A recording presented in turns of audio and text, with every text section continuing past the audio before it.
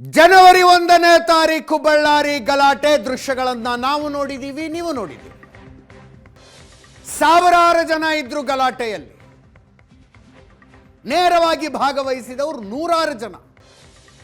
ಅದರ ಬಗ್ಗೆ ಒಟ್ಟು 6 FIRಗಳ ದಾಖಲಾಗಿದ್ದರೆ ಇಲ್ಲಿ ತನಕ ಅರೆಸ್ಟ್ ಆಗಿರೋರು 26 ಜನ. 26 ಜನ ಇದುವರೆಗೂ ಬಂಧನ.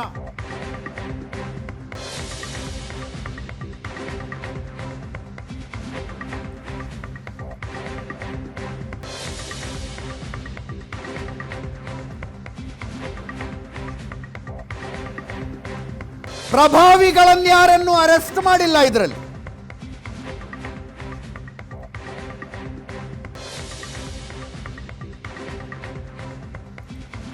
ಜನಾರ್ದನ ರೆಡ್ಡಿ ಅವರ ಮನೆಯ ಮೇಲೆ ಫೈರಿಂಗ್ ಮಾಡಿದ ಗುರುಚರಣ್ ಸಿಂಗ್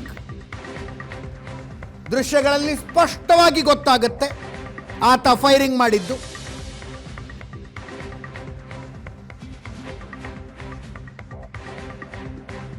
ಬಂಧಿಸಲಾಗಿದೆ. ಸತೀಶ್ ರೆಡ್ಡಿ ಕೊಟ್ಟ ದೂರಿನ ಮೇಲೆಯೂ ಆರೋಪಿಗಳ ಬಂಧನ ಇಲ್ಲ.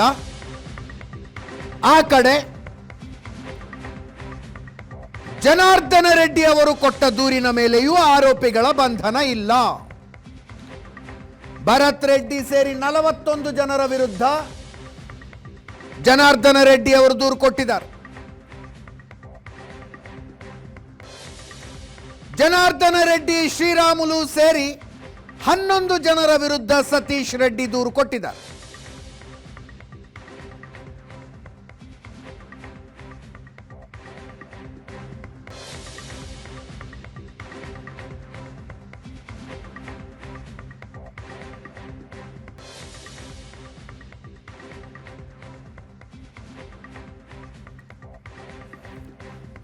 ಇಪ್ಪತ್ತಾರು ಜನರ ಬಂಧನ ಇಲ್ಲಿ ತನಕ.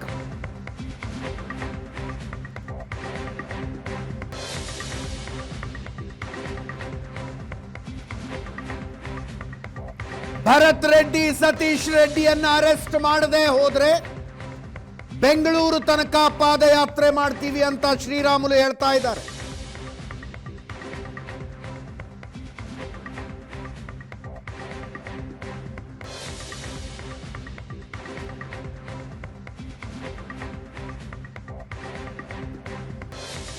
ಜನಾರ್ದನ ರೆಡ್ಡಿ ಅವರು ಹೇಳಿದ್ರು ಸಿದ್ದರಾಮಯ್ಯ ಕ್ರಿಮಿನಲ್ ಅಲ್ಲ, ಆದ್ರೆ DK ಶಿವಕುಮಾರ್ ನಡೆ ಸರಿ ಇಲ್ಲ ಅಂತ.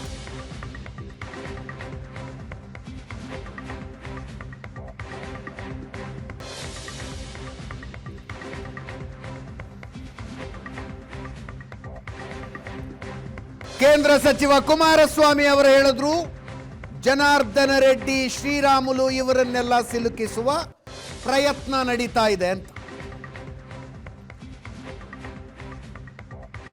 ಅವ್ರನ್ನ MLA ಅವ್ರನ್ನ ಬಂಧಿಸಬೇಕು.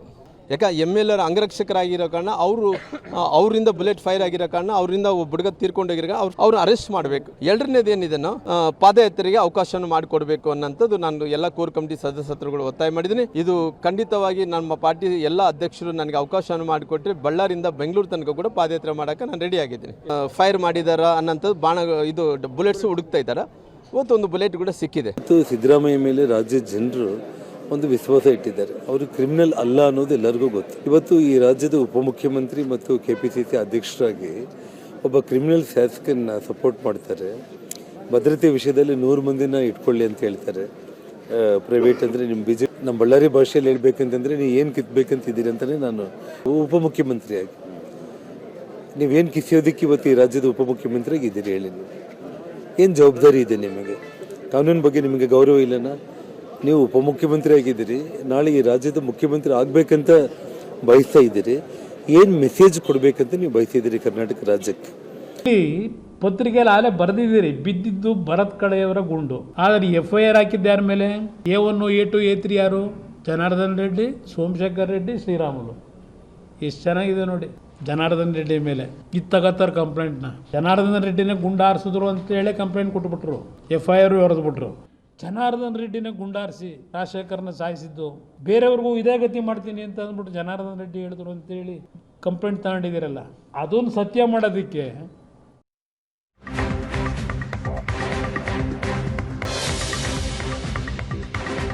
ಎಷ್ಟು ಸಲ ಪೋಸ್ಟ್ ಮಾರ್ಟಮ್ ಆಗಿದ್ದರ ಬಗ್ಗೆ ಮುಖ್ಯಮಂತ್ರಿಗಳಿಗೆ ವಿಚಾರ ಗೊತ್ತಿಲ್ವಂತೆ.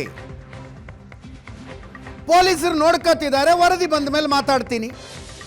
ನಮ್ಮ ಪೊಲೀಸರಿಂದ ಸಮರ್ಥವಾಗಿ ತನಿಖೆಯಾಗುತ್ತೆ ಅಂದ್ರು ಸಿದ್ದರಾಮಯ್ಯ.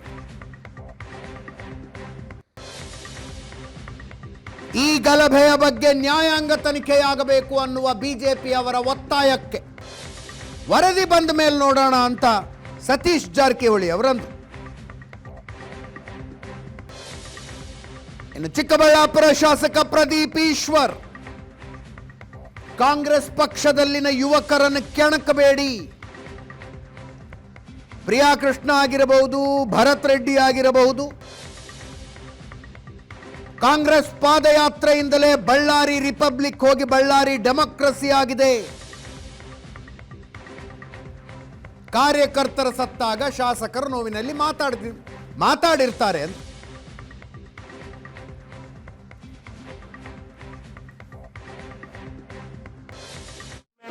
ಮಾಡಿರುವಂತದ್ದು ಶೂಟ್ ಮಾಡಿರುವಂತದ್ದು ನೋಡೋಣ. ಈಗ ಅದು ತನಿಖೆ ಆಗಲಿ, ತನಿಖೆಯಿಂದ ಹೊರಬಂದ ಮೇಲೆ ಗೊತ್ತಾಗ್ತದಲ್ಲ ಸತ್ಯ ಏನು ಅಂತ. ಎರಡೆರಡು ಬಾರಿ ಪೋಸ್ಟ್ ಮಾರ್ಟಮ್ ಮಾಡಿದ್ದಾರೆ, ಏನಕ್ಕೆ ಅಂತ ಪ್ರಶ್ನೆ ಎತ್ತಿದ್ದಾರೆ. ಗೊತ್ತಿಲ್ಲ ನನಗೆ, ಪೊಲೀಸ್ನವರು ಮಾಡ್ತಾ ಇದ್ದಾರೆ, ಅದನ್ನ ಗೊತ್ತಿಲ್ಲ. ಸಿಟ್ಟಿಂಗ್ ನ್ಯಾಯಾಧೀಶರಿಂದ ತನಿಖೆ ಆಗಬೇಕು ಅನ್ನೋದು ಬಿಜೆಪಿ ಒತ್ತಾಯ. ನೋಡಿ, ನಮ್ಮ ಪೊಲೀಸ್ನವರು ತನಿಖೆ ಮಾಡಿ ಅವ್ರಿಗೆ ಇನ್ವೆಸ್ಟಿಗೇಷನ್ ಮಾಡ್ತಾ ಇದ್ದಾರೆ. ಇನ್ವೆಸ್ಟಿಗೇಷನ್ ಮಾಡಿ ಗೊತ್ತಾಗಲಿ ಸತ್ಯ ಏನು ಅಂತ ಗೊತ್ತಾಗಲಿ, ಅದಾದ್ಮೇಲೆ ಮಾತಾಡ್ತೀನಿ. ಇನ್ನು ವರದಿ ಬರಲ್ಲ, ಅಟ್ಲೀಸ್ಟ್ ನೋಡೋಣ. ಯಾವ್ದಾರ ಪ್ರಥಮ ಪ್ರಾಥಮಿಕ ವರದಿ ಬಂದ ನಂತರ ನೋಡೋಣ. ಅದ್ರ ಬಗ್ಗೆ ಸಿಎಂ ಅವರಿದ್ದಾರೆ, ಡಿಸಿಎಂ ಅವರು ಚರ್ಚೆ ಮಾಡಿ ನಿರ್ಧಾರ ಮಾಡ್ತಾರೆ, ಸರಿಯಾದ ನಿರ್ಧಾರ ಮಾಡ್ತಾರೆ. ಈಗಾಗಲೇ ಸರಿಯಾದ ದಿಕ್ಕಿನಲ್ಲಿ ಎನ್ಕ್ವೈರಿ ಆಗ್ತಾ ಇದೆ. ಯಾಕೆ ಅದ್ರ ಬಗ್ಗೆ ಆತಂಕ ಪಡೋದ ಅವಶ್ಯಕತೆ ಇಲ್ಲ. ನಾವೊಂದು ಪಾದಯಾತ್ರೆಗೆ ರಿಪಬ್ಲಿಕ್ ಹೋಗಿ ಡೆಮೋಕ್ರಸಿ ಆಯಿತು. ಮತ್ತೆ ಬಿಜೆಪಿ ಅವ್ರಿಗೆ ಹೇಳ್ತೀನಿ, ಯುವಕರನ್ನ ದಯವಿಟ್ಟು ಕಾಂಗ್ರೆಸ್ ಪಕ್ಷದಲ್ಲಿರೋ ಯುವಕರನ್ನ ಕೆಣಕಬೇಡಿ. ಅದು ಪ್ರಿಯ ಕೃಷ್ಣ ಆಗ್ಬೋದು, ಭರತ್ ರೆಡ್ಡಿ ಆಗ್ಬೋದು, ಮತ್ತೊಬ್ರು ಆಗ್ಬೋದು. ನೋಡಿ ಸರ್, ಪೊಲೀಸ್ ಇನ್ವೆಸ್ಟಿಗೇಷನ್ ನಡೀತಾ ಇದೆ. ಸತ್ಯಾಸತ್ಯತೆ ಫೋರೆನ್ಸಿಕ್ ರಿಪೋರ್ಟ್ ತಾನೇ ಹೇಳ್ಬೇಕು. ನಮ್ಮ ಪಕ್ಷದ ಕಾರ್ಯಕರ್ತ ತೀರ್ಕೊಂಡ್ರೆ MLA ಗೆ ನೋವಾಗುತ್ತೆ, ನೋವಲ್ಲಿ ಮಾತಾಡಿದ್ದಾರೆ.